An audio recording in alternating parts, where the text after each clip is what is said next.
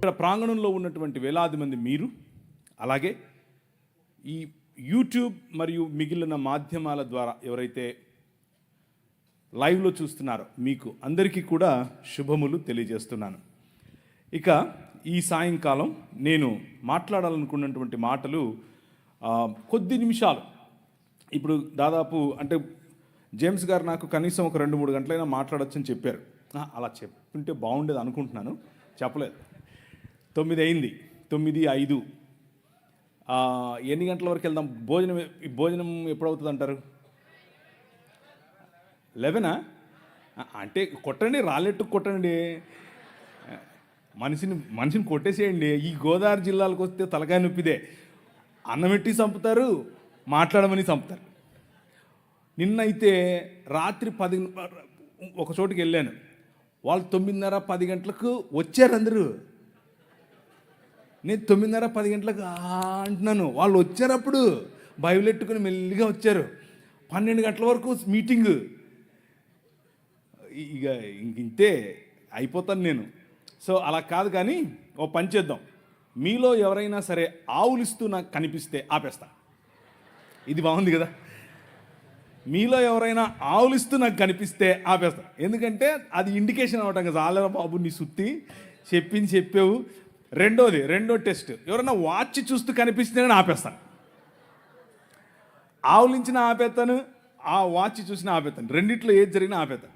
So అది జరగకుండా ఉండాలంటే మీ పక్కన వాళ్ళని జాగ్రత్త చూడండి. ఫస్ట్ అరే నువ్వు ఆవులింతకు రా బాబు అని చెప్పండి. ఓకేనా? ఓకే. ఆవులింతలకు అర్థం ఏమిటి అని అంటే, ఇక చాలు మనం ఆపేసుకుందాం అని. ఇక ఈరోజు సాయంకాలం నేను మీ ముందు ఉంచాలనుకున్నటువంటి దేవుని వాక్యములో ఉన్నటువంటి కొన్ని విషయాలను మీతో మాట్లాడటానికి ప్రయత్నం చేస్తాను. భారతదేశాన్ని నిర్మించడానికి అనేక రకాలుగా చాలా సంవత్సరాలుగా, చాలా వేల సంవత్సరాలుగా ప్రజలు వచ్చారు. చాలా వేల సంవత్సరాలుగా భారతదేశాన్ని కొల్లగొట్టుకుపోయేవారే వచ్చారు. భారతదేశ నిర్మాణంలో ఎవరైనా ఉన్నారు అని అంటే ఎవరున్నారు అన్నటువంటి అంశాన్ని మనం ఈరోజు చూస్తాం. అయితే భారతదేశాన్ని కేవలం నిర్మించటం మాత్రమే కాదు, వివిధ సంస్కృతులు, వివిధ భాషలు, వివిధ ప్రాంతాలు, వివిధ రంగులున్నటువంటి చర్మాలు అన్నీ కలిసినటువంటి ఈ దేశాన్ని నిర్మించటానికి ఒక సమాజం ఎవరు ఎప్పుడు ఎలా కష్టపడ్డారు అన్న విషయాన్ని మీ ముందుంచే ప్రయత్నం చేస్తాను. దీనిని ఇండాలజీ అని కూడా పిలిచాం. అంటే భారతదేశాన్ని గురించినటువంటి అధ్యయనం అని. థియాలజీ అని అంటే దేవుని గురించిన అధ్యయనం, అలాగే బయాలజీ అంటే జీవమును గురించిన అధ్యయనం, అలాగే ఇండాలజీ అంటే ఇండియాను గురించిన అధ్యయనం. అంతే, సింపుల్, రైట్? సో ఇండియాను గురించినటువంటి ఈ అధ్యయనంలో ముందు మనకొక పర్స్పెక్టివ్ కావాలి, మనకొక దృక్పథం కావాలి, మనకొక పారాడైమ్ కావాలి. పారాడైమ్ అని అంటే ఆలోచన విధానం. ఈ పారాడైమ్లో ఈరోజు మనకు ఒక షిఫ్ట్ వచ్చే అవకాశం ఉంది. మీ ఆలోచన విధానంలో దేశం పట్ల, సమాజం పట్ల, అన్నిటినీ మించి బైబిల్ మనకిచ్చే అవగాహన పట్ల ఒక పారాడైమ్ షిఫ్ట్ వచ్చే అవకాశం ఉంది. కాబట్టి కొద్దిగా జాగ్రత్తగా వినేందుకు ప్రయత్నం చేయండి. ఇకపోతే ఈ సాయంకాల సమయంలో నేను పంచుకోవాలనుకున్నటువంటి మాటలు మీ ముందు ఉంచుకుంటున్నాను. స్క్రీన్ పైన మీరు చూస్తే యోహాను సువార్త 18వ అధ్యాయం 36వ వచనం కనిపిస్తుంది. యేసుక్రీస్తు పిలాతు ముందు నిలబడుకుని ఆయన మాట్లాడుతున్నాడు. గ్రేకో రోమన్ ఎంపైర్ అనంటే గ్రేకో రోమా సామ్రాజ్యం. ఆ సామ్రాజ్యం ప్రపంచమంతా విస్తరించినటువంటి సామ్రాజ్యం. రవి అస్తమించని బ్రిటిషు సామ్రాజ్యం అని మొన్న చెప్పుకున్నటువంటి వీళ్ళు రాక మునుపే అప్పుడెప్పుడో ప్రపంచంలో సూపర్ పవర్గా నిలిచింది గ్రేకో రోమన్ ఎంపైర్. ఆ గ్రేకో రోమన్ ఎంపైర్లో కైసర్ అగస్టస్ అనే ఆయన అందరినీ కలుపుకుంటూ వచ్చాడు. అందరికీ 10 రకాలైనటువంటి వాగ్దానాలు చేశాడు. అందులో ప్రధానమైన 3 వాగ్దానాలు: మీకు రోమన్ సిటిజన్షిప్ ఉంటే పీస్ ఇస్తున్నాను, మీకు రోమన్ సిటిజన్షిప్ ఉంటే రక్షణను ఇస్తున్నాను, మీకు రోమన్ సిటిజన్షిప్ ఉంటే జస్టిస్ అనగా న్యాయం ఇస్తున్నాను. ఈ 3 మాటలు చెప్పి అనేకులను ఆకర్షించాడు. అనేక రాజ్యాలు రోమాలో కలిశాయి. ఆ రోజులో ఉన్నటువంటి మాట all roads lead to Rome. అన్ని మార్గాలు లాస్ట్కి ఎక్కడికి వెళ్తాయి? రోముకే వెళతాయి. కైసర్ అగస్తస్ ఈ విజయాన్ని సాధించిన తరువాత ఈయన నిజానికి దౌత్యపరంగా ఎక్కువ విజయాలు సాధించాడు. కొట్లాటల కంటే కూడా, లేకపోతే యుద్ధాల కంటే కూడా దౌత్యపరమైన యుద్ధాలు ఎక్కువగా, అంటే ఒత్తిడి తీసుకుని వచ్చి ఇలాంటి ఆఫర్స్ ఇచ్చి అనేకులను తనతో కలుపుకున్నాడు. ఆయన కుమారుడు, ఆయనకు కొడుకులు లేకపోతే ఒక కొడుకును దత్తత తీసుకున్నాడు. ఆయన పేరు కైసర్ తిబేరియస్. ఆ కైసర్ తిబేరియస్ను దత్తత తీసుకున్నప్పుడు ఇవాంజెలియోన్ వేయించాడు. ఇవాంజలిజం అని మనం మాట్లాడతామే, ఆ పదం అక్కడి నుంచే వచ్చింది. ఇవాంజెలియోన్ అంటే అర్థం ఏంటంటే డప్పు తీసుకుని మొత్తం ఊళ్ళన్నీ తిరిగి మనకు రాజు పుట్టాడు, మనకు రాజు పుట్టాడు అని చెప్పటమే ఇవాంజెలియోన్ అంటే. మనకొక రాజు కలిగాడు అని చెప్పటం. మన రాజుకు కొడుకులు లేరు అని బాధపడ్డాం కదా, ఇదిగో మన రాజుకు కొడుకు పుట్టాడు అని చెప్పటం. అప్పటి నుంచి కైసర్ తిబేరియస్ తన కుమారుడు, తన తండ్రి అయినటువంటి కైసర్ అగస్తస్ చనిపోయిన తర్వాత తన విగ్రహాలు ఎక్కడ పడితే అక్కడ విగ్రహాలు పెట్టించి ఒక కొత్త కల్ట్ మొదలైంది. ఒక కొత్త కల్ట్, దాన్నే కైసర్ కల్ట్ అని పిలిచారు. Kaiser, the religion of Caesar, Kaiser మతం. ఈ కైసరు మతంలో Kaiser Augustus is god or deified Caesar, దేవుడిగా మారినటువంటి కైసరు కుమారుడైనటువంటి తిబేరియస్, కైసర్ తిబేరియస్ దేవుని కుమారుడు. That was the gospel that they were preaching. ఆ రోజుల్లో వాళ్ళు ప్రచారం చేస్తున్నటువంటి ఈ సువార్త ఇది. మనకు దేవుడైనటువంటి మన రాజుకు కుమారుడు, దైవ కుమారుడు అని కైసర్ అగస్తస్ యొక్క కుమారుడైన కైసర్ తిబేరియస్ను చూపిస్తున్నారు. ఆ క్రమంలో కైసర్ తిబేరియస్ కాదు, ఐ యామ్ ద కింగ్ అని నిలబడ్డాడు నీ రాజు. ఐ యామ్ ద కింగ్ అని నిలబడినప్పుడు వచ్చిన రాజును పట్టుకొని వచ్చి బట్టలు ఉడదీసి కొట్టి ఆయన నెత్తి మీద ముళ్ళ కిరీటం పెట్టి ఇప్పుడు నిలబెట్టారు. నిలబెడుతూ మాట్లాడుతూ ఉంటే పిలాతు మాట్లాడుతూ ఉన్నాడు. పిలాతు is the representative of this Graeco Roman empire. ఈ మహా సామ్రాజ్యానికి ప్రతినిధి పిలాతు నిలబడుకుని మాట్లాడుతున్నాడు. ఇప్పుడు ప్రభు అయిన యేసు క్రీస్తుతో అడిగాడు, ఏమయ్యా యూదుల రాజుకు క్రీస్తువు నీవేనా? ఎస్, నువ్వన్నట్లే ఐ యామ్ ద కింగ్ అని చెప్పాడు. అవునా, నీకో విషయం తెలుసా? అయితే నా దగ్గర నిన్ను విడిచిపెట్టడానికి అధికారం ఉంది తెలుసా అని అన్నాడు. ఈయనన్నాడు, స్మైల్ కొట్టాడు, నీకు అర్థం కావట్లేదు, నేను వచ్చిందే ఈ రోజు కోసం, నేను వచ్చిందే మరణాన్ని చంపటం కోసం, నువ్వేంది నన్ను విడిచిపెట్టేది? నేను ఇస్తే తప్ప అధికారం నీకు లేదు, పైనుంచి ఇస్తే తప్ప అధికారం నీకు లేదు. నేను పైనుంచి దిగి వచ్చిన వాడను, సమస్త రాజ్యాలను ఒక్క రాజ్యంగా చేయటానికి, సమస్త రాజ్యాలపైన ఏలుబడి చేస్తున్న మరణాన్ని చంపటానికి వచ్చాను. ద కింగ్ ఈజ్ హియర్ అని చెప్పాడు.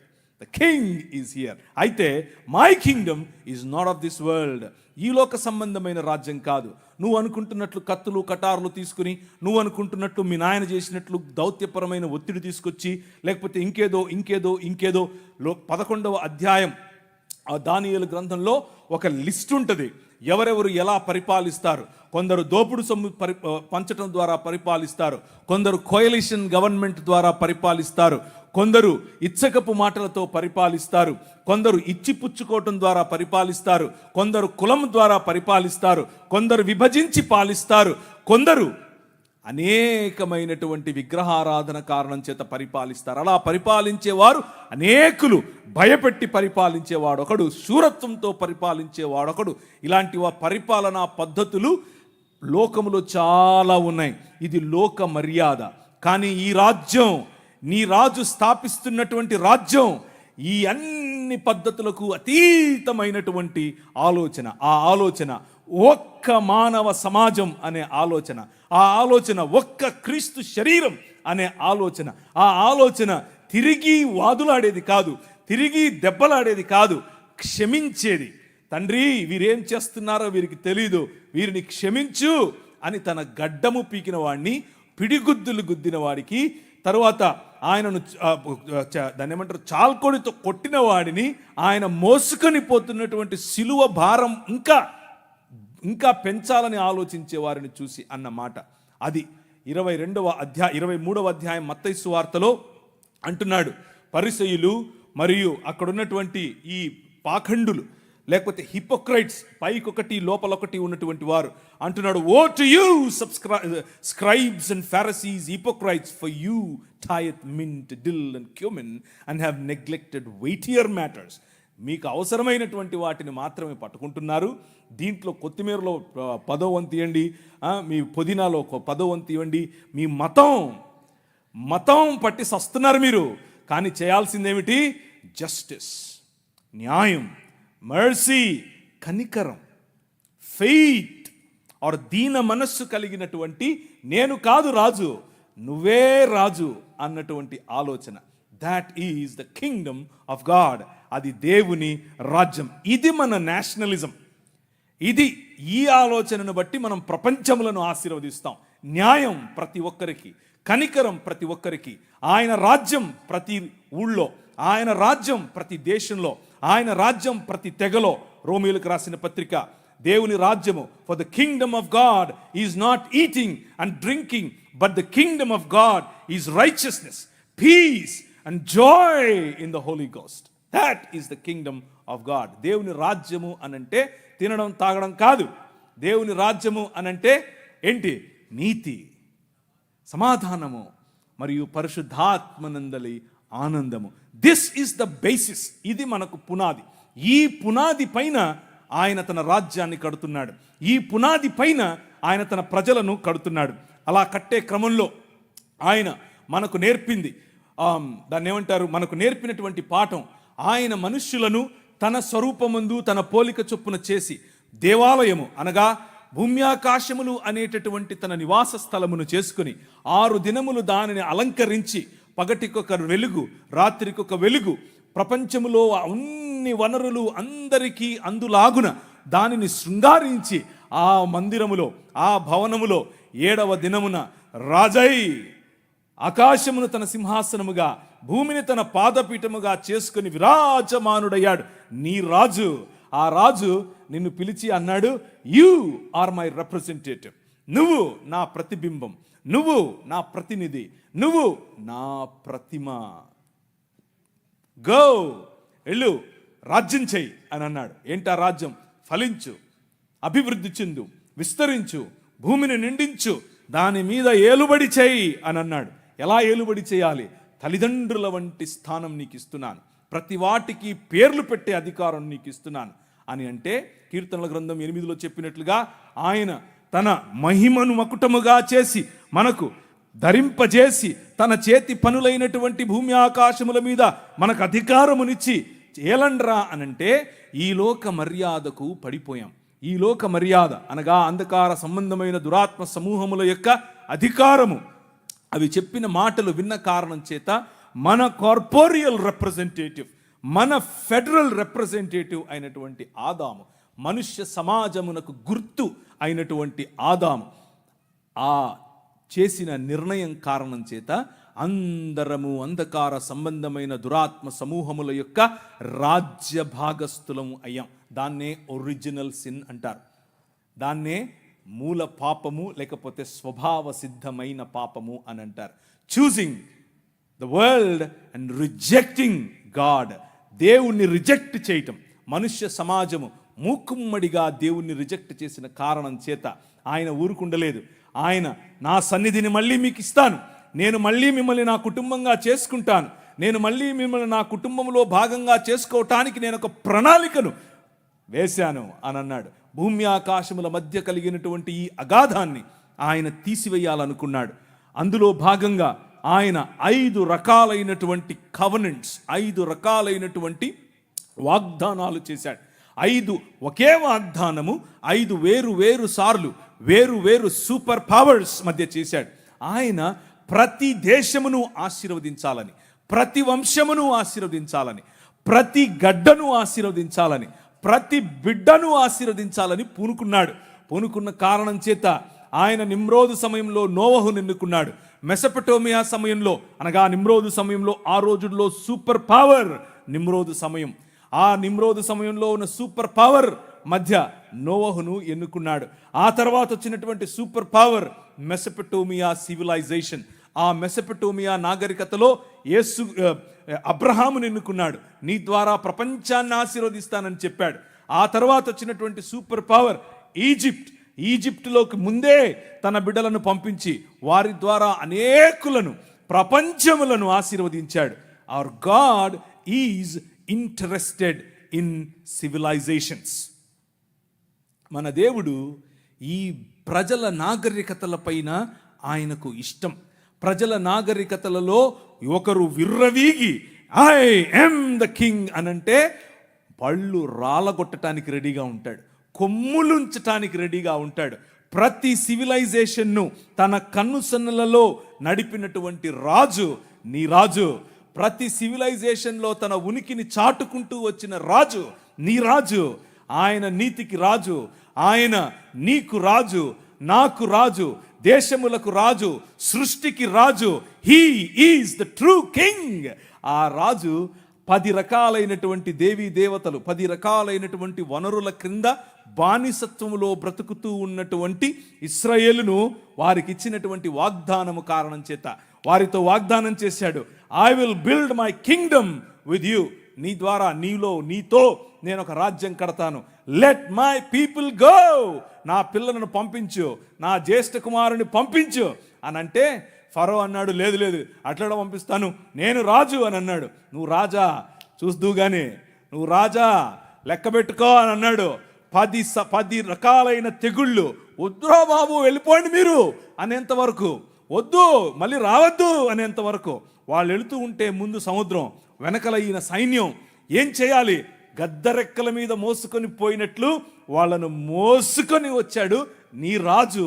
నీ తీసుకుని వచ్చిన రాజు ఆయన, నేను నీ భర్తని, నేను నీ ప్రియుణ్ణి, నేను నీ తండ్రిని, నేను నీ కాపరిని అని చెప్తూ ఉంటే, నేను నీ రాజును అని చెప్తూ ఉంటే, లేదులే నువ్వు కాదు, మాకు కనిపించే రాజు కావాలి అని చెప్పి మళ్ళీ ఆదాము చేసిన తప్పు కారణంగా వచ్చినటువంటి ఈ పాపభారాన్ని దానికి సొల్యూషన్గా ఎన్నుకున్నటువంటి ఈ ఇశ్రాయేలు వారితో చేసినటువంటి కవనెంట్, వారితో చేసినటువంటి నిబంధనను మర్చిపోయి ఆయనను తృణీకరించారు. తృణీకరించిన కారణం చేత మీరు చస్తారు అని చెప్పాడు. అదే నెక్స్ట్ మూవ్, నెక్స్ట్ కెమెరా ఇప్పుడు బబులోను దగ్గరికి వచ్చింది. బబులోను మొదటి నెబుకద్నెజరు కుమారుడైన రెండవ నెబుకద్నెజరు అకేడియన్ సామ్రాజ్యం, బబులోను సామ్రాజ్యం చిరుతపులి వలె వచ్చింది. నోరు తెరిచి గాండ్రించేటటువంటి సింహము వలె వచ్చింది, చెరపట్టుకొని పోయింది. కానీ ఆయన ప్రణాళికలో ఏమాత్రం మార్పు లేదు. నీ ద్వారా, నీ పిల్లల ద్వారా ప్రపంచాన్ని ఆశీర్వదిస్తాను. బబులోనుకు తీసుకొని వెళ్ళిందే నేను. మీరు తప్పు చేశారు, మిమ్మల్ని దండిస్తాను. కానీ మీ ద్వారా బబులోను ద్వారా ప్రపంచాన్ని ఆశీర్వదిస్తాను. మీ ద్వారా పట్టుకొని పోయినటువంటి ఒక బానిస నిలబడి మాట్లాడుతున్నాడు. రాజైన నెబుకద్నెజరు, నీకు ఒక కలబడింది. ఆ కళ అర్థము తెలియదు, ఆ కళ ఏంటో తెలియదు నీకు. చెప్తా విను. మర్మములను, నాకేదో జ్ఞానం ఉందని కాదు, ఆకాశమందు విరాజమానుడైనటువంటి నా దేవుడు, మర్మములను తెలియజేయగల నా దేవుడు చెప్తున్నాడు, నీ రాజ్యం పోతదే. ఏంది? సూపర్ పవర్ నేను ఇక్కడ. ఆ రోజుల్లో అమెరికా నేను ఇక్కడ. ఆ రోజుల్లో అమెరికాకు ఈరోజు మన బైడెన్ గారు పోయి ఎవరు వచ్చారు? ట్రంప్ గారు వచ్చారు. ట్రంప్ నేను ఇక్కడ అంటున్నాడు ఆయన. నువ్వు ట్రంప్ కాదు, వంపు కాదు, నీ బెండు తీస్తాడు ప్రభు అన్నాడు. ఆయన రాజ్యం పోయింది. కానీ ఆయన రాజ్యం పోవడానికి ముందు నువ్వు పశుప్రాయుడు అవుతావు అని చెప్పాడు. నీ గర్వాన్ని అణచటానికి దేవుడు ఐ యామ్ ద కింగ్ అంటున్నాడు. విను అని అన్నాడు. ఆయన రాజ్యం పోయింది.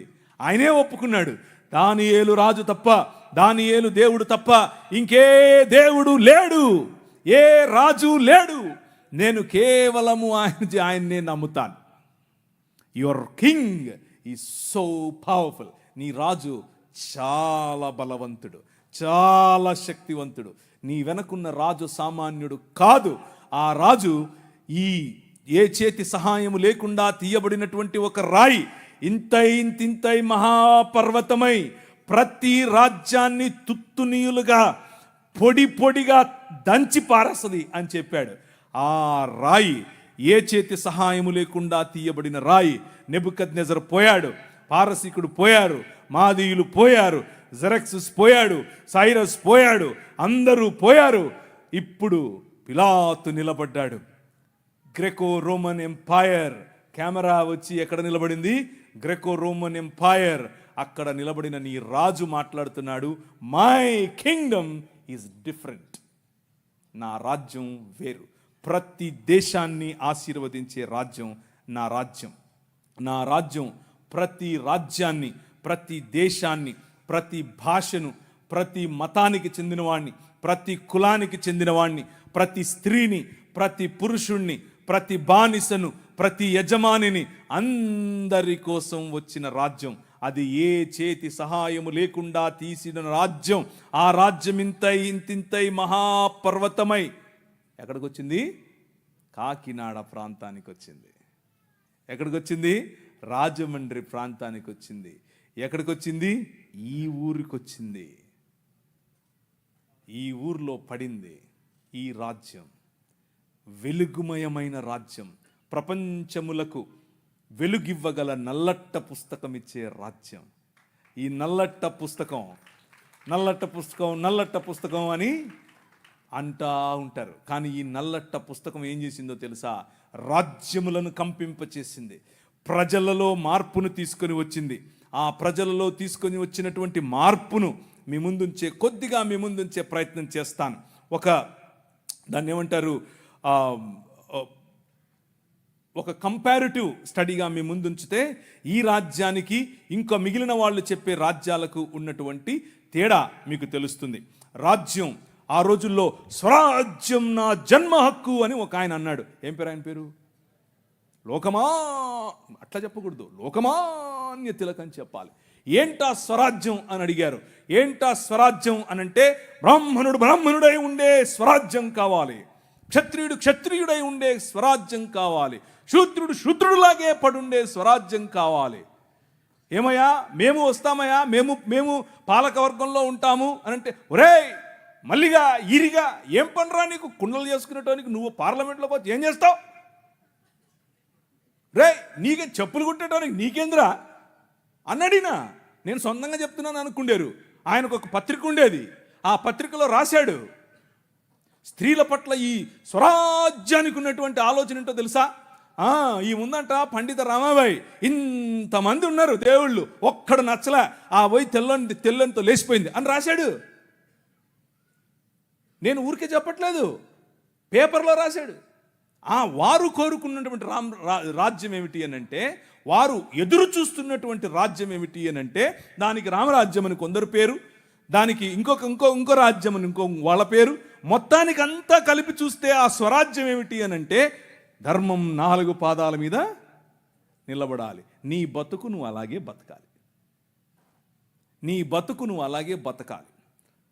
మూతికి ముంత, ముడ్డికి చీపురు, ఇదే నీ బతుకు. ఇదే చెప్పారు, నువ్వు అలాగే బతకాలన్నారు. పూణేలో అలా ప్రాక్టీస్ చేశారు. భయంకరమైనటువంటి జీవితం. ఇది వారు ఎన్నుకున్నటువంటి మార్గం, ఇది వారు చెప్తున్నటువంటి రాజ్యం.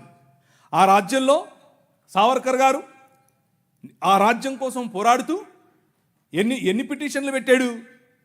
అయ్యో బాబోయ్ నన్ను రక్షించండి, నేను ఉండను, ఇక్కడ ఈ జైల్లో ఉండను, బ్రిటిష్ వారు మీరు నిజంగా మా కోసం వచ్చినటువంటి కాళీమాత లాంటి వారు, మీరు ఈ ముస్లింల నుంచి మమ్మల్ని రక్షించడానికి వచ్చినటువంటి దేవుళ్ళు. వాళ్ళని పొగిడాడాయన.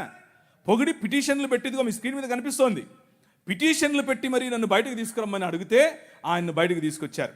1913లో ఒకటి, నవంబర్ 14, 1913లో ఒకటి, ఫిబ్రవరి 2, 1948లో ఒకటి, 1950లో ఒకటి పెడుతూనే ఉన్నాడు.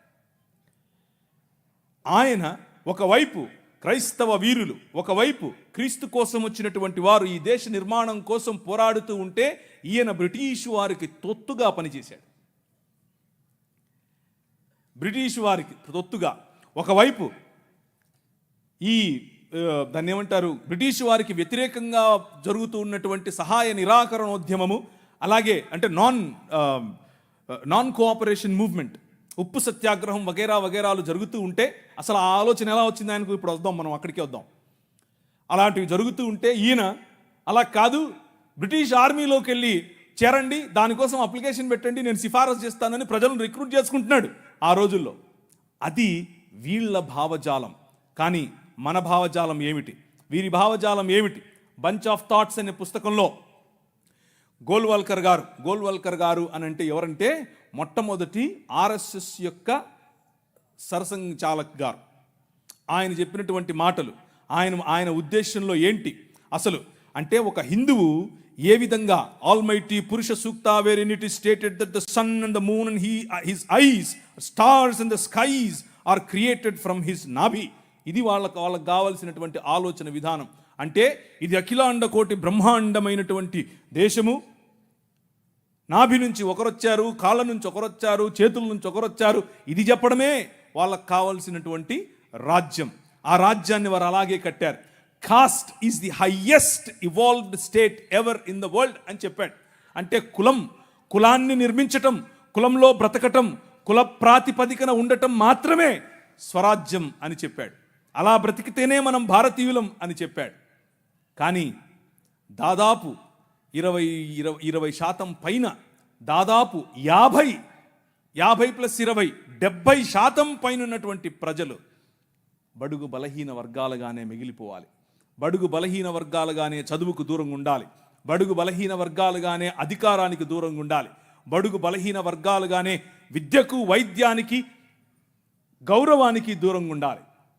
ఇది వారు కలలు కన్నటువంటి రాజ్యం. వారు కలలు కన్నటువంటి రాజ్యం అదైతే మనం కలలు కన్నటువంటి రాజ్యం ఏమిటి? సమానత్వం. మనం కలలు కన్నటువంటి రాజ్యం ఏమిటి? అందరికీ చదువు. మనం కలలు కన్నటువంటి రాజ్యం ఏమిటి? ఇప్పుడు చెప్తాను కాసేపు ఉంటే. కానీ వీరితో పాటుగా ఇస్లామీ సహోదరులు కూడా ఒక మూవ్మెంట్ తీసుకుని వచ్చారు. మాకు ఒక రాజ్యం కావాలి. వారు కలలు కన్నటువంటి రాజ్యం ఏమిటి?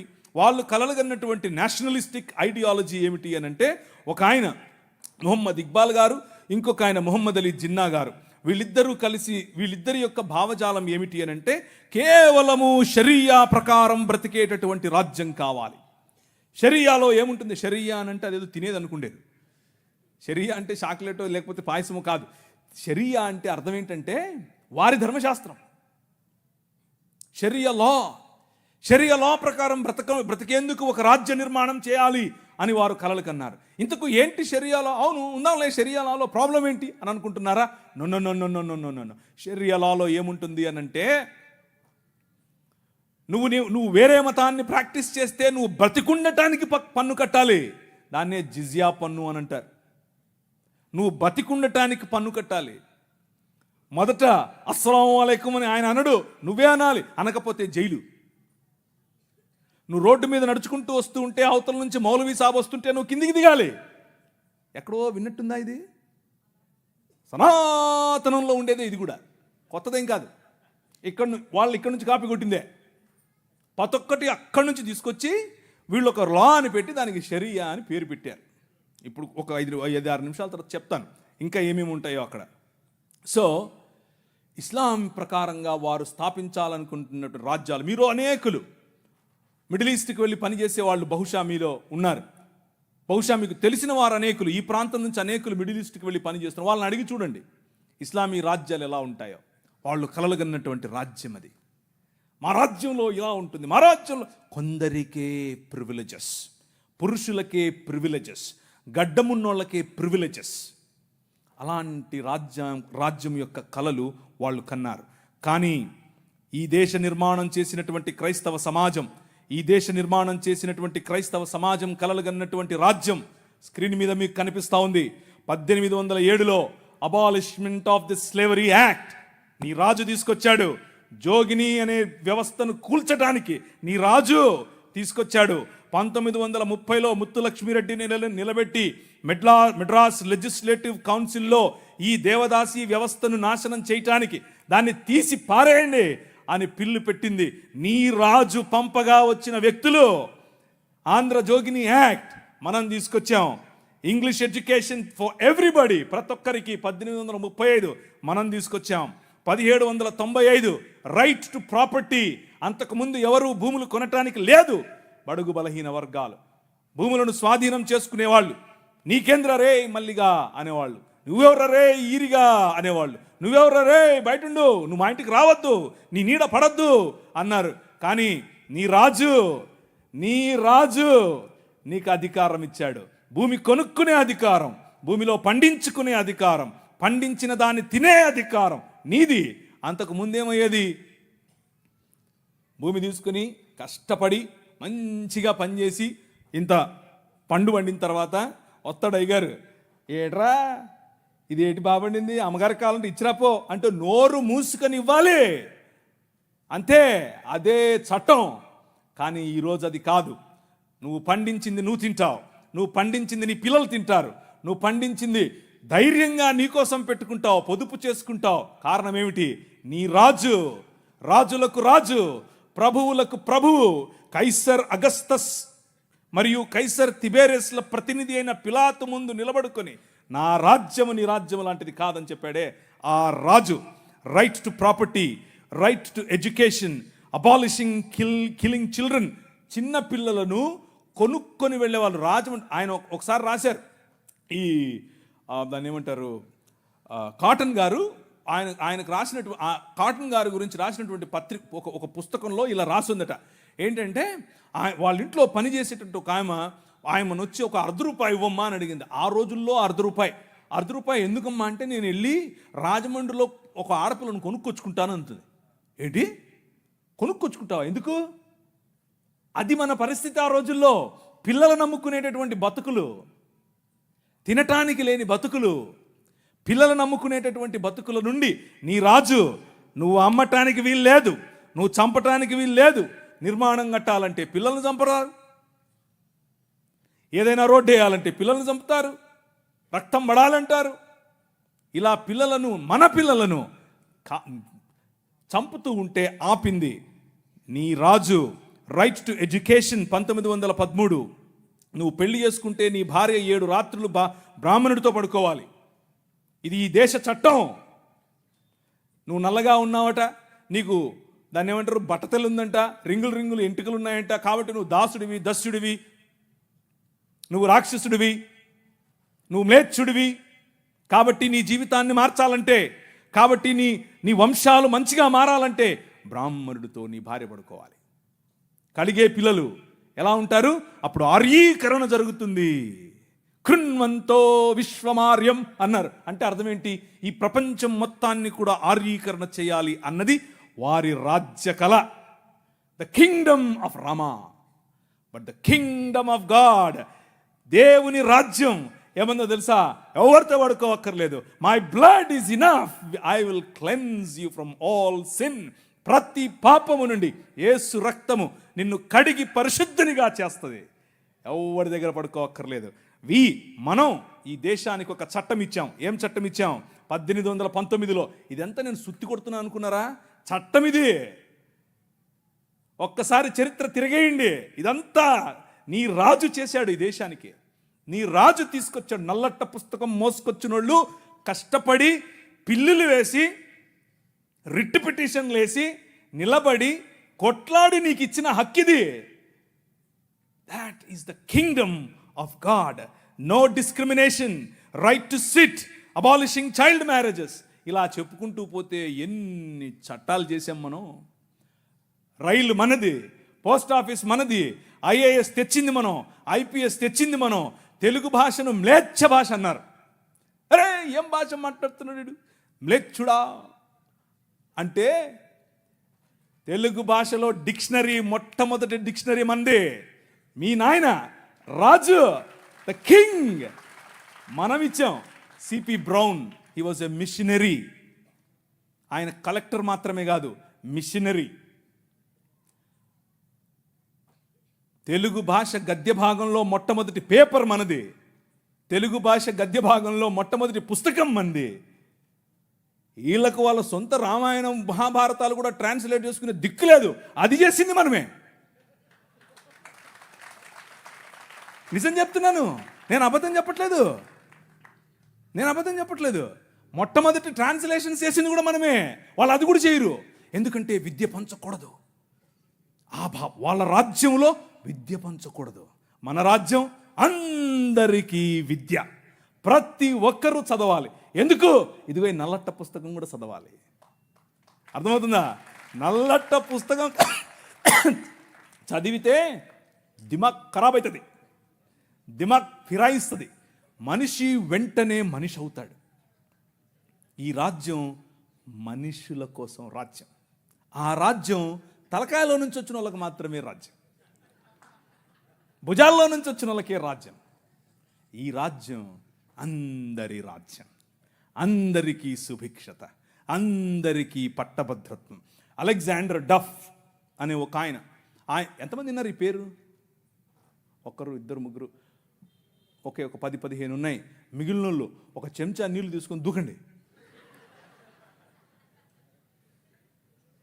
అలెగ్జాండర్ అంటే పొరపాటున మీరు ఆ గ్రీకు ఒక ఆయన వచ్చాడు గుర్రం వేసుకొని, ఆయన అనుకుంటారు, కాదు, ఈయన వేరే. అలెగ్జాండర్ డఫ్. ఈయన రవి అస్తమించని బ్రిటిష్ సామ్రాజ్యం పైన ఇన్ఫ్లుయెన్స్ తీసుకొచ్చాడు. ఏం ఇన్ఫ్లుయెన్స్ తెలుసా? నా పిల్లలు చదవాలి, మా భారతీయ పిల్లలు చదువుకోవాలి. వీళ్ళు అన్నారు, ఎందుకు, మాకు అవసరం లేదు, మీ పాశ్చాత్య విద్యతో మేమేం చేస్తాం, మేము మంత్రాలు చదువుతాం. ఆయన అన్నాడు, మంత్రాలకు చింతకాయలు నైరాల్తా హై. అలెగ్జాండర్ డఫ్, నో, చదవాలి, మన పిల్లలు చదవాలి, ఆంగ్ల భాషలో చదవాలి, ప్రతి భాషలో చదవాలి, తెలుగులో చదవాలి, తమిళంలో చదవాలి, బెంగాలీ కావాలి, పుస్తకాల తర్వాత పుస్తకాలు, పుస్తకాల తర్వాత. ఈ అలెగ్జాండర్ డఫ్ యొక్క ఇన్ఫ్లుయెన్స్ కారణం చేత ఈశ్వరచంద్ర విద్యాసాగర్, అలాగే రాజా రామ్మోహన్ రాయ్ ఇలాంటి వాళ్ళు నిలబడి, ఎస్, మా పిల్లలు చదవాలి, మా పిల్లలు కూడా చదవాలి, మంత్రాలకు మేమేం చేసుకోవాలి, అవసరం లేదు, ఎల్లమ్మకో పుల్లమ్మకో పోయి మీరు చదువుకోండి అని యూనివర్సిటీస్ ఒకే సంవత్సరంలో అటువైపు మెడ్రాస్ యూనివర్సిటీ, ఇటువైపు బాంబే యూనివర్సిటీ, ఇటువైపు శ్రీరాంపూర్ యూనివర్సిటీగా ఈరోజు ఏదైతే ఉందో బైబిల్ కాలేజ్ అనుకుంటున్నారో అది ఆ రోజు కల్కటా యూనివర్సిటీ. 3 యూనివర్సిటీలు స్థాపించటానికి వెనకుండి పనిచేసింది ఈ అలెగ్జాండర్ డఫ్. ఈయన ప్రభావం, ఈయన ఇన్ఫ్లుయెన్స్ కారణం చేత మెకాలే అనే ఒక వ్యక్తిని ఈ దేశానికి పంపించారు. పోయి చూసి రాపో బాబు, అసలు చదువు అవసరమా లేదా. ఆయన ఇచ్చినటువంటి నివేదిక, ఎస్, అందరూ చదవాలి. ఇంతమంది కూర్చొని ఉన్నారు, బైబిల్ సంకలో పెట్టుకొని ఓ వెళ్ళిపోతున్నారు, బాగుంది. కానీ ఏడి ఒక్క అలెగ్జాండర్ డఫ్? మీ ఊరి ఎమ్మెల్యేని ఇన్ఫ్లుయెన్స్ చేసే దమ్ముందా నీ దగ్గర? మీ ఊరి ఎంపీ దగ్గర నిలబడుకొని మాకు ఇది కావాలి అని అడిగే దమ్ముందా నీ దగ్గర? అలెగ్జాండర్ డఫ్ నీ కోసం కొన్ని 100 సంవత్సరాల క్రితం నీ పిల్లల కోసం ఆలోచించాడు. ఎలా కట్టాం మీ దేశాన్ని తెలుసా? దూరదృష్టి, దూరంచే యుద్ధవాసనను పసిగట్టడం. యోబు గ్రంథంలో రాసినట్టు,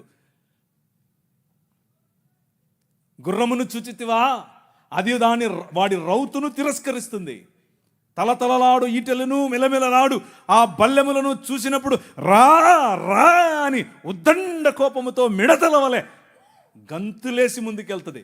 యుద్ధం అంటే దానికి అంత ఇష్టం. ఏది, ఎక్కడున్నారు అలెగ్జాండర్ డఫ్లు? రైజ్ అప్, ఇంతవరకు పాట పాడారు, లే నిలబడు, లే నిలబడు. ఎప్పుడు నిలబడతావు ఇంక నువ్వు? నీ చరిత్ర. డాక్టర్ బాబాసాహెబ్ భీమ్రావ్ అంబేద్కర్ గారి మాట అన్నారు. ఆయన కూడా ఒక చోట నేర్చుకున్నదే, మనమే నేర్పాం. The king of this world నేర్పాడు. ఏమన్నారు తెలుసా? చరిత్ర, నీ చరిత్ర తెలుసుకోకపోతే నువ్వు చరిత్రలో లేకుండా పోతావు. ఇది నీ చరిత్ర, ఇది నువ్వు ఈ దేశానికి, ఈ దేశ నిర్మాణంలో నువ్వు సాధించినటువంటి చరిత్ర. దారా యాక్ట్ 1879.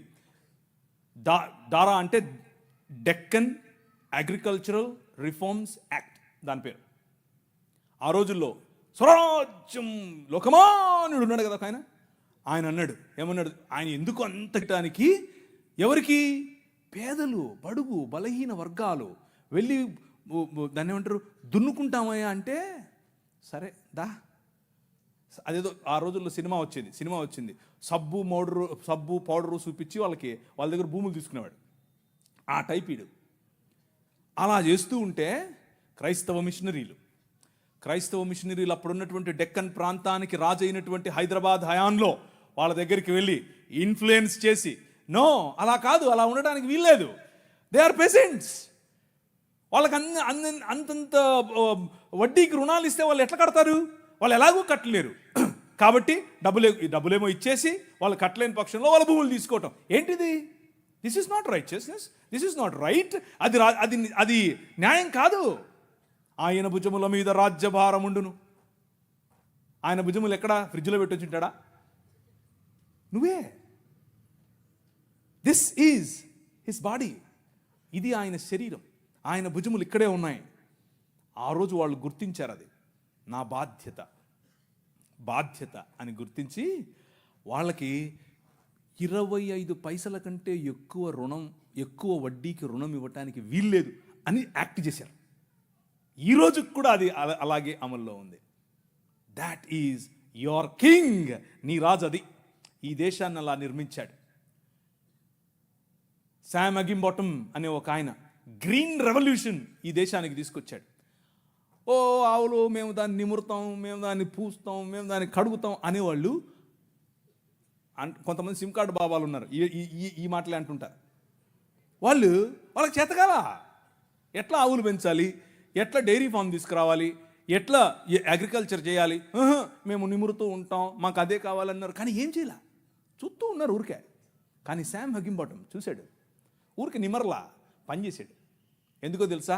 యువర్ కింగ్, నీ రాజు భావజాలం వేరు.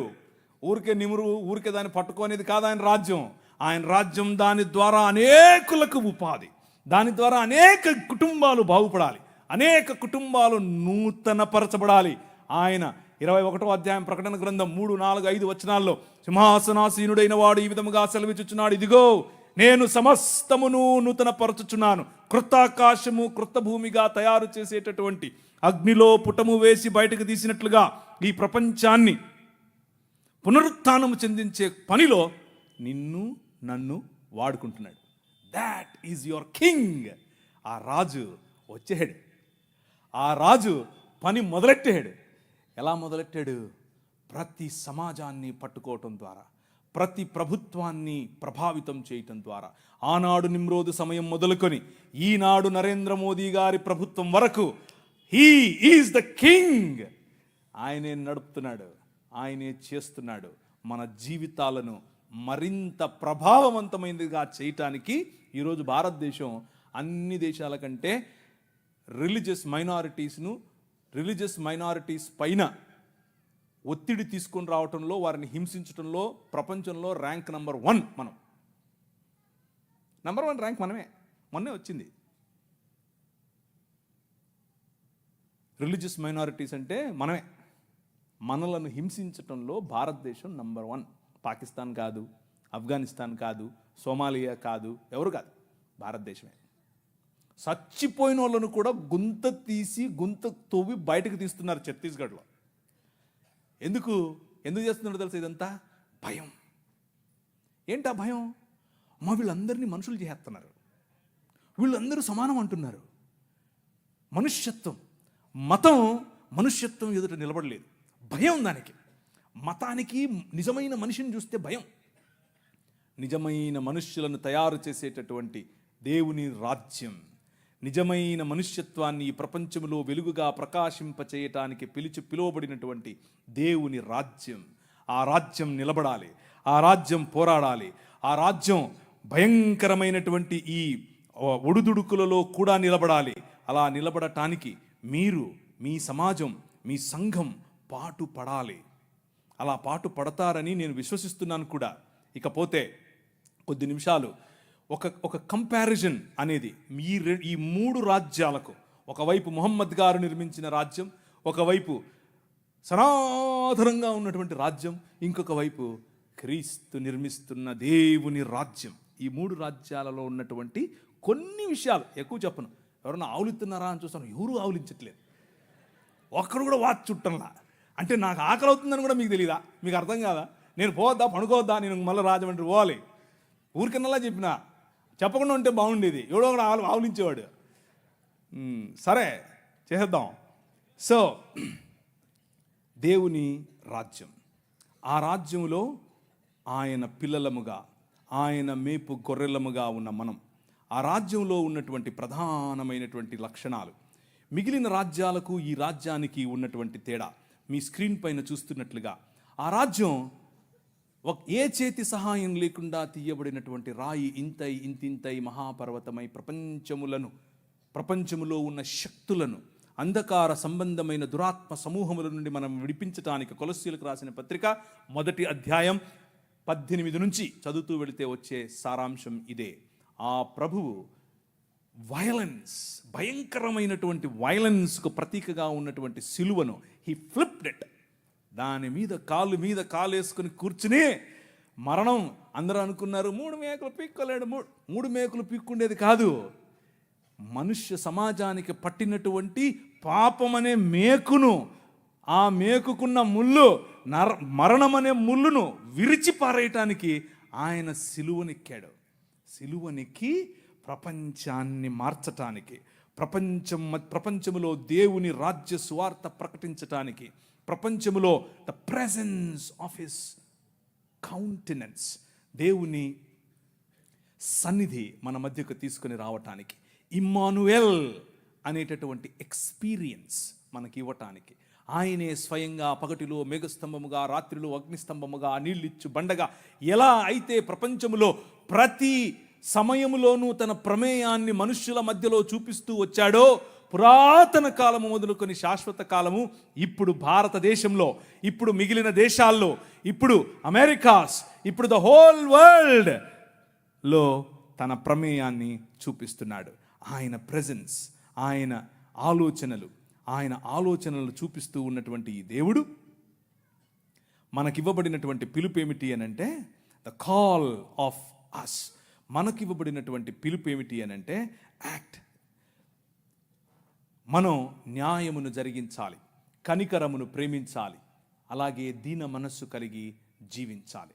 ఇదే మనకు పిలుపు. నువ్వు బలులు ఇస్తావా, నువ్వు నీ కొడుకునిస్తావా, నువ్వు నూనె నువ్వు గొర్రెలు ఇస్తావా అని మతం చెప్తూ ఉంటే, మనుష్యుడా అది కాదు నేను అడిగింది. 3 ఏమడిగాను? న్యాయమును జరిగించుటయు, కనికరమును ప్రేమించు. మీకా గ్రంథం నుంచి చెప్తున్నాను. కనికరమును ప్రేమించుటయు, దీన మనస్సు కలిగి నీ దేవుడైన యెహోవా ఎదుట జీవించుటయు. ఇంతే కదా నేను అడుగుతోంది. That is my Kingdom. నా రాజ్యం అదే. ఆ రాజ్యం నీవు స్థాపించాలి. ఆ రాజ్య స్థాపనలో నువ్వు నేను కలిసి పనిచేయాలి. ఈ రాజ్యంలో చిన్నపిల్లలు, ఆడపిల్లల పట్ల మన వైఖరి ఏమిటి అనంటే, ప్రభు అన్నాడు, నీ కనుదృష్టి తప్పుగా ఒక స్త్రీ మీద పడితే కూడా నువ్వు పాపం చేసినట్లే అని అన్నాడు.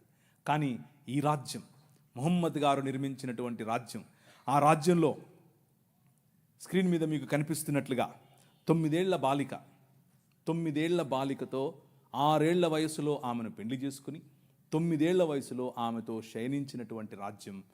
అలాంటి రాజ్య నిర్మాణం ముహమ్మద్ గారు చేశారు. అది ఎక్కడుంది? సహీహ్ బుఖారీ వాల్యూమ్ నెంబర్ 7 హదీస్ సంఖ్య 51-58. 4 పెళ్లి చేసుకో నువ్వు చాలే అని అల్లా చెప్పాడంట ఆయనకి. అది కాదని ఒకేసారి ఆయన 9 మందిని చేసుకున్నాడు పెళ్లి. ఇది ఎక్కడుంది? సహీహ్ బుఖారీ పేజ్ నెంబర్ 195 హదీస్ సంఖ్య 268-284. ఇవన్నీ నేను దాన్ని ఏమంటారు, నాకేం ప్రాబ్లం లేదు, లైవ్ వెళ్ళినా ప్రాబ్లం లేదు, ఎక్కడికి వెళ్ళినా ప్రాబ్లం లేదు, నేను పబ్లిక్గా చెప్పాను అందరి ముందు. కానీ మీకు కొంచెం జుగుప్సాకరంగా ఉండొచ్చు మొదటిసారి ఒకవేళ వింటూ ఉంటే. కానీ ఎందుకు ఇది చెప్తున్నాను అనంటే, నీ రాజును తెలుపని తెలియాలంటే పక్కన నలుపు ఉండాలి. అర్థమవుతుందా? మీకు మీ రాజు విలువ తెలియట్లా, ఇంకా మీ రాజు కట్టే రాజ్యం విలువ తెలియట్లా. ఇది చూస్తే తెలుస్తుంది. ఒకరోజు తను పెంచుకున్న కుమారుడి భార్య, ఆవిడ బట్టలు మార్చుకుంటోంది. అల్లా గారు ఒక గాలి పంపారట. ఆ గాలి పంపగానే తెర చిరిగిను, లేదా తెర పైకి లేచాను. తెర పైకి లేస్తే నువ్వు నేనేం చేస్తాం? కళ్ళు మూసుకొని పక్క వస్తాం. అలా రావాలి. మన ప్రభు అది నేర్పాడు. ఆయన అన్నాడు, అస్తగ్ఫిరుల్లాహ్, దేవుడు ఎంత అందం సృష్టించాడు అని చెప్పి బయటికి వెళ్ళిపోతున్నాడు. ఈమె పాపం ఉదరాభద్ర మా మామగారు వెళ్ళిపోతున్నారని చెప్పి మంచిగా బట్టలు వేసుకుని వెళ్తూ వాళ్ళ కొడుకు వచ్చాడు. ఏమైంది, మా నాన్న వెళ్ళిపోతున్నాడు, ఏమైంది ఏమో నాకు తెలియదు అడుగు. ఆయన వెళ్ళి నాన్నగారు ఏమైంది అని అంటే, ఏం లేదురా నీ భార్య బాగుంది, నువ్వు వదిలేసి నేను చేసుకుంటా అన్నాడు.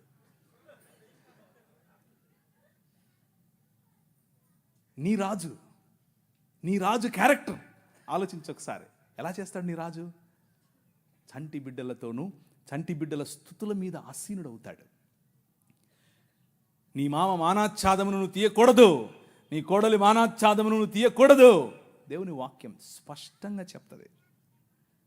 వీరు నిర్మించే రాజ్యానికి నీ రాజు నిర్మించే రాజ్యానికి ఉన్న తేడా అది. ఇవన్నీ చూపించి సనాతనం చున్నలు చూశారా మా దగ్గర ఇలాంటివి ఇలాంటి చెప్తుంటారు. ఓ మాకు తెలియదులే అని.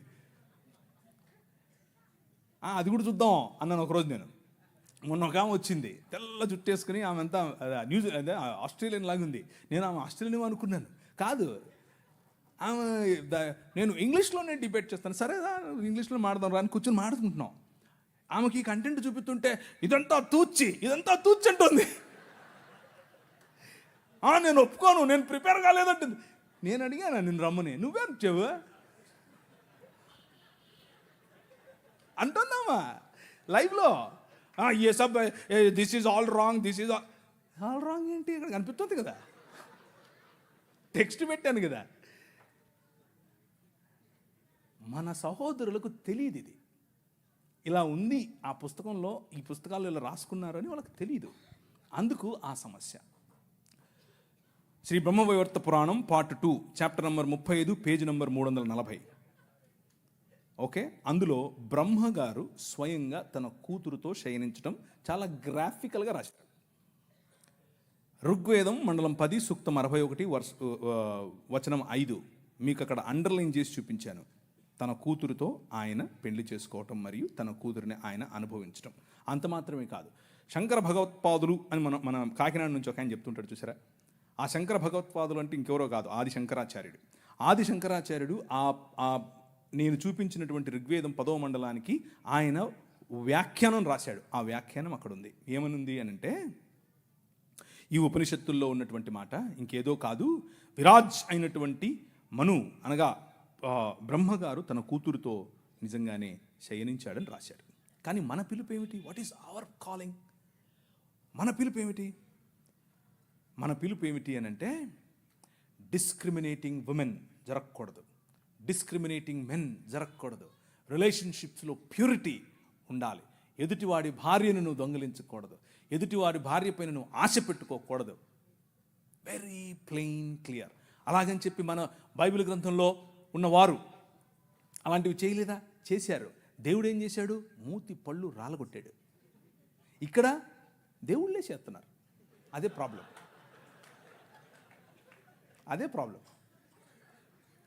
అదే ఆయన నిర్మించే రాజ్యంలో అగ్నిచేత పుటము వేయబడి తీసినటువంటి మానవ సమాజం, మేలిమి బంగారము లాంటి మానవ సమాజం, నిజముగా ఆయన చిత్తానికి లోబడే మానవ సమాజం, ప్యూర్గా ఉండే మానవ సమాజం. మొహమ్మద్ గారు కట్టినటువంటి రాజ్యం. ఆయన అన్నారు స్త్రీలు అరబుద్దోళ్ళు అన్నాడు. అంటే నేను అనట్లేదు, మీరు రాళ్ళెత్తుకోకండి, నేను కాదు, మొహమ్మద్ గారు అంటున్నారు. ఎక్కడ? సూరా 2:282 ఖురాన్లో ఉంది. సహీల్ బుఖారీ 3వ హదీసు 26:58. ఎవరు? స్త్రీలు అర్రబుద్దోళ్ళు. ఈయన ఒకసారి విహారయాత్రకు పరలోకం వెళ్ళేట. ఇదంతా నేను ఏదో స్టోరీ చెప్పట్లేదు, మీ కళ్ళ ముందు ఉంది, కావాలంటే చూసుకోండి, ఆ రెఫరెన్స్లు మీరు వెళ్ళి చూడండి. ఓకే, ఈయన విహారయాత్రకు వెళ్ళి పైన ఆయన అల్లాహ్ గారితో మాట్లాడి, అల్లాహ్ గారితో సంభాషణ చిట్చాట్ అయిపోయిన తర్వాత ఎన్నికొస్తున్నాడు. ఎన్నికొస్తే ఆ పక్కన నరకం ఉందట. ఆయన తొంగి చూశాడు, ఇట్లా ఏముందో నరకంలో చూద్దాం. చూస్తే అందులో ఎక్కువ మంది స్త్రీలే ఉన్నారంట. ఆయన పోతే పోయాడు, అల్లాతో మాట్లాడితే మాట్లాడాడు, పోనీ తొంగి చూశాడు. ఆయనకు స్త్రీలు కనపడటం ఏంటి? ఆయన ఉద్దేశం ఏంటంటే, స్త్రీలు నరకపాత్రులు, ఎందుకు స్త్రీలు నరకానికి వెళ్తారు అని అంటే ఆయన దానికి ఒక ఉదాహరణ కూడా చెప్పాడు సహీహ్ బుఖారీలో, అలాగే సహీహ్ ముస్లిం. ఏమనంటే పురుషులను వాళ్ళు పాపంలో పడేలా చేస్తారు కాబట్టి వాళ్ళందరూ నరకానికే పోతారని చెప్పాడు. ఇది వారు నిర్మించే రాజ్యం, మన రాజ్యం. నీ ప్రభు, నీ రాజు, నీ రాజు కట్టే రాజ్యం ఏమిటి? ఆయన దగ్గరికి ఒక ఆమె పడుపు వృత్తి ఒళ్ళమ్ముకునే ఆమె వచ్చి జటామాంసి అత్తరుబుడ్డి తీసుకుని వచ్చి పగులు కొట్టి తన కాళ్ళ మీద పోసి తన తల వెంట్రుకలతో తుడుస్తూ ఉంటే అమ్మా అని పిలిచాడు. అర్థమవుతుందా? పాపంలో పట్టబడిన స్త్రీని ఈడ్చుకుని వచ్చి కొట్టండి అంటే, ఒరేయ్ మీలో తప్పు చేయనుడు ఫస్ట్ ఏంటి రా అన్నాడు. ఎక్కడికక్కడ వెళ్ళిపోయారు అందరూ. అమ్మా నేను ఏం చేయను, వెళ్ళిపో అన్నాడు. ఈ రాజు పైకి వెళ్ళి తొంగి చూసేది కాదు, అక్కడి నుంచి వచ్చాడు. ఆయనకు తొంగి చూడాల్సిన పని లేదు, అక్కడి నుంచే వచ్చాడు. అక్కడి నుంచి వచ్చి ఎక్కడికి వెళ్ళాడు తెలుసా? ఒక్క స్త్రీ బావి దగ్గరికి వస్తుంది, నీళ్లు పట్టుకుంటుంది. ఈ రాజు, జగముల నేలే రాజు, తన చేతి పనులుగా ఉన్నటువంటి భూమి ఆకాశములు, ఆకాశము తన సింహాసనం, భూమి తన పాదపీఠం. కానీ ఈ రాజు బిందెలెట్టుకుని నీళ్ళెట్టుకునే దగ్గరికి వెళ్తాడు. అక్కడ కూర్చొని వెయిట్ చేస్తాడు. ఆమె వస్తే అమ్మా నీళ్ళు ఇస్తావా అంటాడు. Look at the difference between these two kingdoms. ఈ రెండు రాజ్యాలకు ఉన్న తేడా. ఆ వైఖరి స్త్రీల పట్ల, ఈ వైఖరి స్త్రీల పట్ల. నీ రాజు స్త్రీలను గౌరవించే రాజు, నీ రాజు స్త్రీలకు డిగ్నిటీని ఇచ్చే రాజు. అందుకనే ఈ దేశంలో ఏం జరిగిందో తెలుసా? ఈ దేశంలో ఇంకొక 5 నిమిషాలు ఎవడో ఒకడు ఆవులించకపోతే చెప్తాం ఈ కథ. ఈ దేశంలో స్త్రీలు జాకెట్లు వేసుకోకూడదు, అది చట్టం. మొన్న రీసెంట్గా సినిమా కూడా వచ్చింది ఒకటి, అదేదో జరగలేదు అనుకుండేరు, అది జరిగింది. అది ఈ దేశంలో ఉన్న చట్టం. ఎందుకు అనంటే మన దేవుడైనటువంటి బ్రాహ్మణుడు నడుచుకుంటూ వస్తే అది ఆడో మగో తెలియాలి కాబట్టి ఇప్పి చూపించాలి. ఏం లాజిక్ ఇది? ఏం లాజిక్? అవును, ఇది ఎవరికి ముఖ్యంగా బడుగు బలహీన వర్గాలకు జాకెట్లు వేసుకునే అధికారం లేదు అన్నారు. ఎందుకు లేదు? వేసుకోకూడదు నువ్వు అన్నారు. వేసుకుంటే స్తనాలు కోశారు. మీ స్తనాల బరువు చూసి దానికి పన్ను విధించారు. బాగా బలిశావులే కట్టు అన్నారు. కానీ ఒక పేరు చెప్తాను, విన్నోళ్ళు చేయొద్దండి. Charles Mead. నేను వెళ్ళిపోతున్నా.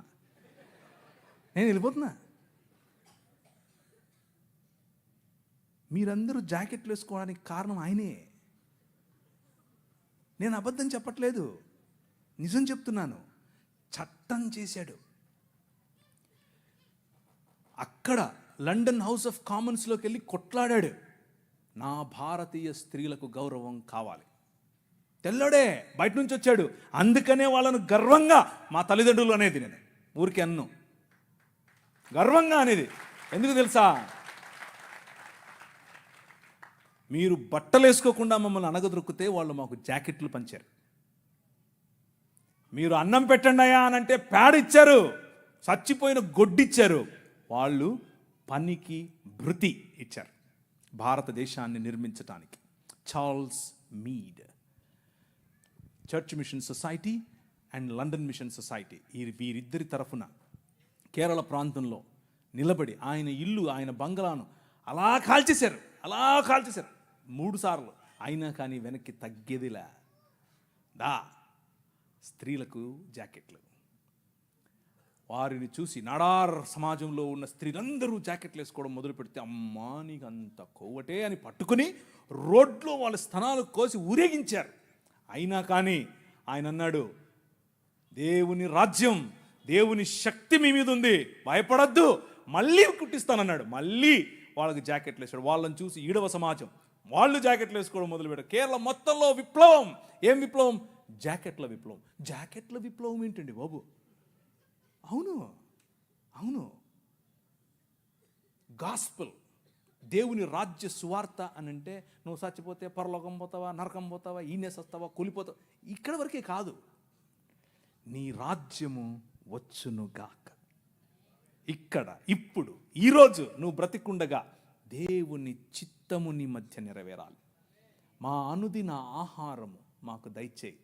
ఈ దేశంలో ఆహారము లేక అలమటించే క్రమంలో అన్నం పెట్టింది ఈ సువార్త. మనిషిని మనిషిగా చూసింది ఈ సువార్త. చార్ల్స్ మీడ్ కారణం చేత స్త్రీలందరూ ఈరోజు జాకెట్లు వేసుకుంటున్నారు. అంత మాత్రమే కాదు, జాకెట్లు వేసుకుంటూ ఉంటే ఇప్పుడు వచ్చి మనకు శుద్ధ నీతులు చెప్తున్నారు. మీరు పాశ్చాత్య డ్రెస్సులు వేసుకోవాకండి. ఏంది అసలు డ్రెస్సులే వేసుకోవద్దన్నారు మొన్నటిదాకా, ఇప్పుడేమో పాశ్చాత్య డ్రెస్సులు అంటున్నారు. చూసావా, మన రాజ్యం, దేవుడు నిర్మించే రాజ్యం, అది ప్రభావవంతమైన రాజ్యం. శత్రువును కూడా తన భావజాలంలోనికి మర్చుకోగల రాజ్యం. ఒక ఆయన టీవీలో మాడుతూ ఉంటే ఒక ఆయన అన్నాడు, ప్రవీణ్ గారు మీరు మీరు మీరు మత మార్పిడి చేస్తారు. మేము ఎక్కడ మత మార్పిడి చేసామండి బాబు, ఏంటి ఏం లేదండి మీరు అవునా, నీకు ఇట్లా కాదులే, ఇంకొక రకంగా చెప్తా అని చెప్పి, సరే మీ పేరేంటి అంటే చెప్పాడు. ఆయన ఆబ్వియస్గా బ్రాహ్మణుడు, క్షత్రియుడు, వైశ్యుడు కాదు. అంటే ఎవరు, మీరు అర్థం చేసుకోండి, శూద్రుడో ఇంకెవరో ఉంటాడు. మీరు స్కూల్కి వెళ్ళారా అని అడిగాను. మీ అమ్మగారు ఏం చేస్తారు అని అడిగాను. మా అమ్మగారు లెక్చరర్ అండి అన్నాడు. ఏ కాలేజీలో అని అడిగాను. చెప్పారు. అయితే మీరు సగం క్రైస్తవులే అన్నాను. అదేంటి అంటే మీ సనాతనంలో మీరు చదువుకోకూడదండి, మీరు కాలేజీకి పోకూడదు, మీ స్త్రీలు అస్సలు చదువుకోకూడదు, వాళ్ళు చదువు చెప్పడం ఏంటి, చూసారా మా భావజాలంలోకి వచ్చేసారు అన్నాను. అయ్యో నవ్వుతున్నాడు. అయ్యో అవ్వయ్ మీరు ఎట్టి ఏది చెప్పినా నువ్వు సగం క్రైస్తవుడు అన్నాను. ఆయనకు మైండ్ బ్లాక్. ఏంటంటే చెప్పాను. చూసారా, దేవుని రాజ్యం ఆవగింజంతదే, కానీ అది పెరుగుతుంది, నీకు తెలియకుండానే పెరుగుతుంది, విస్తరిస్తుంది, మహావృక్షం అవుతుంది. మీ అమ్మగారికి చదువు చెప్తుంది. అర్థమైందా? ఎలా కట్టాం, నీ రాజు ఎలా కట్టాడు? స్త్రీలకు చదువు, వాళ్ళు రొట్టెలు ఎత్తాలి, వాళ్ళు అన్నం వండాలి అని మాట్లాడుకుంటూ ఉంటే, వాళ్ళు షెడ్యూల్ వేసుకోవచ్చా వేసుకోకూడదా అంటే మగవాళ్ళు, పురుషులు, మనము స్త్రీలను పురుషులను పక్కపక్కను కూర్చోబెట్టి 200 సంవత్సరాల క్రితమే చదువు చెప్పాం. That is the kingdom of God, దేవుని రాజ్యం. ఆ రాజ్య ప్రభావానికి తట్టుకోలేక, నిజమైన మనుష్యత్వాన్ని చూసి తట్టుకోలేక మతం గిలగిలగిల కొట్టేసుకుంటుంది. అదే జరుగుతుంది ఇప్పుడు. కానీ అలు పెరగకూడదు, మన విలువలు అలు పెరగకూడదు. నిలబడు అనే పాట మళ్ళీ మళ్ళీ పాడుకోండి. నిలబడాలి, దేవుని రాజ్యం కోసం నిలబడాలి, నీ రాజు కోసం నిలబడాలి. ఆ రాజు నీ ఊరికి రాజు, ఆ రాజు ఈ దేశానికి రాజు. ఇప్పుడు రాజు ఆయనే, తర్వాత రాజు ఆయనే. అప్పుడెప్పుడో వస్తాడు అనుకుంటారు, ఆయన మన మధ్య ఇక్కడ ఇప్పుడు ఉన్నాడు. ఒకరోజు తెర చినుగుతుంది. He will reveal himself. Behold, the king is here. వచ్చాను అని చెప్తాడు. తలలోంచుకుంటే ప్రార్థించుకుందాం. మీరు ఆవలించట్లా, అందుకనే ఇక కాలదు, ఇక సరిపోదు. తలలోంచుకోండి, ప్రార్థించుకుందాం. కొద్ది నిమిషాలు మనం దేవుని రాజ్యం గురించి ఒక కంపారిటివ్ వేలో చూసాం. ఇంకా చాలా ఉంది, సమయం దొరికినప్పుడు రేపైనా సరే దాన్ని కవర్ చేసే ప్రయత్నం చేస్తాను. ఈ రాజ్యం ఈరోజు ఇక్కడ ఇప్పుడు నీకు అందింది సరే, మరి నీ పొరుగువాడి పరిస్థితి ఏమిటి? నీ ఊళ్ళో ఉండేవాడి పరిస్థితి ఏమిటి? ఇంకా రావాల్సినటువంటి మార్పులు, ఇంకా నువ్వు ఈ దేశ నిర్మాణం చేయాల్సినటువంటి పని చాలా ఉంది, చాలా ఉంది. ఎక్కడ చూసినా రగులుతోంది దేశం. నీ దేశం కోసం నీ ప్రార్థన, నీ దేశం కోసం నీ పాటుపడటం. ఇంకా చాలామంది వైద్యం లేక, విద్య లేక, ప్రభువు తెలియక, ఆత్మీయత తెలియక, ఆధ్యాత్మికత అన్న పేరుతో బాబాల దగ్గరికి వెళ్ళిపోయి, క్రైస్తవ బాబాల గురించి చెప్తున్నాను, నాశనమవుతున్నారు. Your responsibility my brother, my sister. ఈ రాత్రి కాలం లెట్ మీ రిమైండ్ యూ, ఇది నీ బాధ్యత.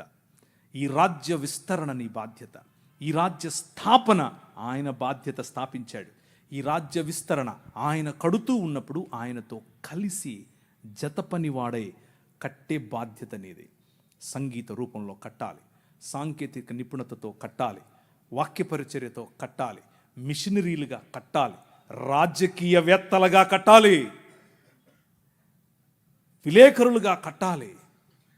ప్రతి రంగములో ఈ రాజ్యాన్ని స్థాపించి విస్తరింపచేయగల దేవుని ప్రజలు, దేవుని పౌరులు, దేవుని రాజ్య పౌరులు లేవాలి.